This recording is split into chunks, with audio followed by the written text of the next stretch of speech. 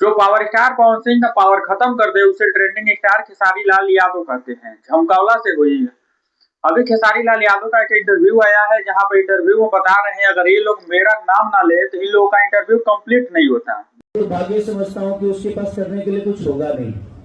मैं अपने पिता को सौभाग्य समझता हूँ कि मैं उनके जीवन में आया और वो गरीब थे और आज एक अमीर के भी पिता है वो, तो शायद मैं अपने पिता को थोड़ी खुशी दे पाता हूँ। कहीं भी जाते हैं तो मेरा नाम इन लोग को लेना पड़ता है। खेसारी लाल यादव का कई लोग हैं जो पीठ पीछे पड़े रहते हैं, कुछ भी टिप्पणी कर देते हैं खेसारी लाल यादव को लेकर, लेकिन ये लोग सिर्फ खेसारी लाल यादव का नाम लेकर स्टारडम कमाते हैं। खेसारी लाल यादव के बारे में अगर ये लोग बोलते हैं तो उसी की वजह से कुछ लोग इनका वीडियो देख लेते हैं। खेसारी लाल यादव का कहना है कि अगर ये लोग मेरा नाम ना ले तो इन लोग का इंटरव्यू कंप्लीट नहीं होगा। कई लोग सोशल मीडिया पर आके बोलते हैं कि खेसारी लाल यादव पवन सिंह से बराबरी करते हैं। अभी मुंबई में पहुंचे Khesari Lal Yadav Mrs IIFA award में। आप लोगों को पता है अभी रात का भी वीडियो आया है सोशल मीडिया पर, तो हल्का मचा के रख दिया है खेसारी लाल यादव का ये वाला वीडियो। वहीं पर इंटरव्यू भी दिए हैं और अपने इंटरव्यू में तगड़ा जवाब भी दिए हैं विरोधियों को। विरोधियों को तो जवाब मिल ही गया है।